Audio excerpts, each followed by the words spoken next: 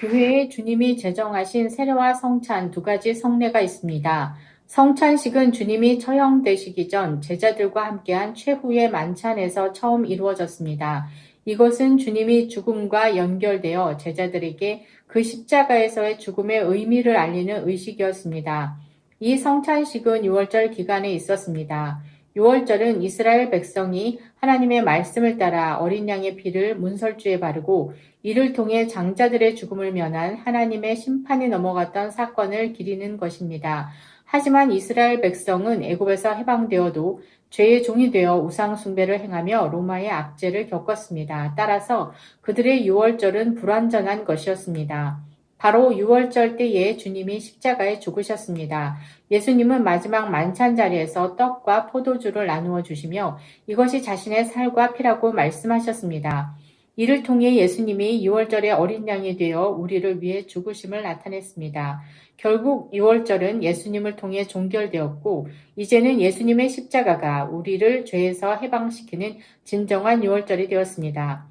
성찬식 때 우리가 기억해야 할 첫 번째는 예수님이 어린 양 대신 자신의 몸을 찢어주신 것이 우리가 먹어야 할 진정한 생명의 양식이라고 말씀하신 것입니다. 예수님의 몸은 우리의 구원을 위해 드려진 것입니다. 예수님은 우리의 죄를 위해 구원자로서 인간의 몸을 입고 하나님의 아들로 어린 양처럼 흠도 점도 없는 죄 없는 몸을 입으셨습니다. 그리고 그 몸을 하나님께 드리셨습니다. 예수님의 몸은 우리 대신 죄인에 대한 형벌을 받음으로 우리는 거룩함을 얻었습니다. 예수님의 몸이 죄인이 되어 우리가 의인이 되었고 예수님의 몸이 채찍에 맞아 우리가 나음을 받았습니다. 예수님의 몸이 모욕을 받아 우리가 사랑을 받았습니다. 예수님의 몸이 심판을 받음으로써 우리는 구원을 받았습니다. 떡을 떼어주시며 내 살을 먹으라고 말씀하신 예수님은 우리를 영원히 살게 하는 생명의 떡이 됩니다. 그러므로 우리의 고백은 주님, 저는 죄인입니다. 제 안에는 생명이 없습니다. 그러나 주님이 저를 위해 당신의 몸을 대신 찢어주셔서 제가 생명의 떡이신 당신을 먹음으로 생명을 얻습니다. 믿음으로 이 떡을 받습니다. 저를 위하여 당신의 생명을 내어주신 주님 감사합니다.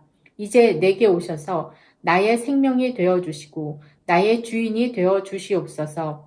우리는 이 떡을 먹음으로써 그리스도를 먹는 것이므로 점점 그리스도의 체질이 되고 그리스도의 형상으로 변화되어야 합니다. 우리는 하늘의 떡이신 예수님을 말씀을 통해서 날마다 예수님을 닮아가고 우리 안에 생명이 풍성해져야 합니다. 두 번째로 우리 위에 흘려주신 그리스도의 피가 새로운 언약의 보증이란 사실입니다. 하나님이 애굽의 모든 장자를 치던 날 피를 바른 이스라엘 백성들의 집을 넘어가시며 그 약속을 지키셨습니다. 이와 같이 성경은 죄를 용서받기 위해 피를 흘리는 것이 필요하다고 말합니다. 피 흘림은 죄의 사함을 위해 누군가 죽어야 한다는 것을 의미합니다. 구약의 제사에서는 동물을 잡아 피를 흘리고 그 피를 사람에게 뿌림으로써 죄를 사하게 됩니다. 그러나 동물의 피로는 죄에서 완전히 해방되지 못하여 이스라엘 백성들은 끊임없이 죄를 짓고 우상을 숭배하고 하나님을 떠나게 되었습니다. 이에 반해 예수님은 완전한 6월절의 어린 양으로서 피를 흘리셨습니다. 이 피가 바로 새 언약의 피입니다. 이 언약은 우리의 죄를 씻어주시고 마음을 변화시키며 우리 안에 성령을 두어 우리가 순종하는 백성이 될 수 있도록 합니다. 우리가 예수님의 피를 받음으로써 우리의 죄가 씻겨지고 그로 인해 우리는 마음에서부터 순종하는 백성이 됩니다.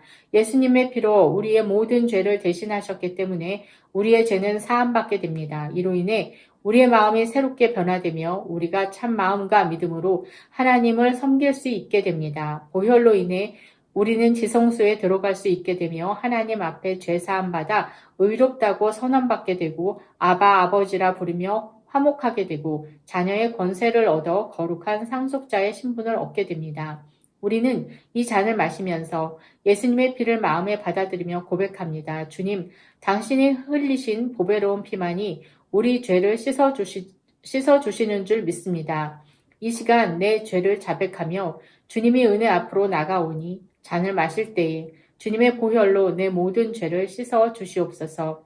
오직 나를 위해서 목숨을 버리시고 피 흘리신 주님의 보배로운 피만이 나를 거룩하게 하고 나를 자녀 삼으시며 하늘 상속자 약속을 주시는 줄 믿습니다. 이 시간 주님의 잔을 마심으로 그 피에 참여하오니 하늘의 기쁨으로 충만케 하옵소서. 그리하여 주님께 순종하는 거룩한 백성이 되게 하옵소서. 세 번째로 성찬식의 중심에는 주님의 죽으심이 있으며 예수님이 다시 오실 때까지 잊지 말아야 할 핵심 메시지입니다. 성찬식은 주님이 죽으심을 증거하고 우리의 생명은 주님의 죽으심에서 시작됩니다. 예수님의 몸을 찢으심과 피 흘리심으로 인해 우리의 죄가 사함받아 새 생명을 얻게 되었습니다. 예수님의 죽음과 십자가는 기독교의 출발점과 전해야 하는 핵심 메시지입니다. 물론 예수님은 부활 승천하셔서 보좌 우편에 다스리십니다. 그러나 그 출발은 죽으심에서 시작되며 우리는 그 죽음을 통해 예수님의 부활과 통치에 참여합니다. 예수님과 함께 죽을 때 그분과 함께 살며 그분과 함께 하늘의 보좌에 앉게 됩니다. 우리는 성찬식을 통해 2000년 전 죽으심의 자리로 돌아가고 예수님의 죽음을 매번 다시 기억해야 합니다. 이 과정에서 우리는 예수님의 생명의 떡과 언약의 피를 받게 됩니다. 이는 한 번의 과정이 아니며 예수님의 죽음에 끊임없이 붙어 있어야 합니다. 이로 인해 우리는 매일 새로워지며 죄 용서받고 다시 시작하며 성령님은 성찬을 통해서 그 과거로 이끌고 그 과거를 현재에 불러옵니다.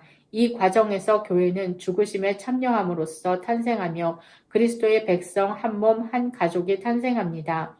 성찬식을 행함으로써 우리는 한 몸을 이루는 가족임을 다시 한번 기억해야 합니다. 성찬식을 통해 우리는 예수님의 죽음을 기억하고 참여함으로써 눈이 열리게 됩니다.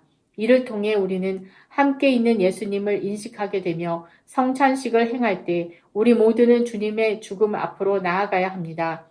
우리의 눈이 열리고 성령으로 충만하며 거룩한 주의 백성으로 살아가는 데 필요한 힘을 얻습니다. 성찬식은 우리에게 우리가 받은 피와 생명이 얼마나 귀중한 것인지를 다시 한번 상기시켜주는 시간입니다.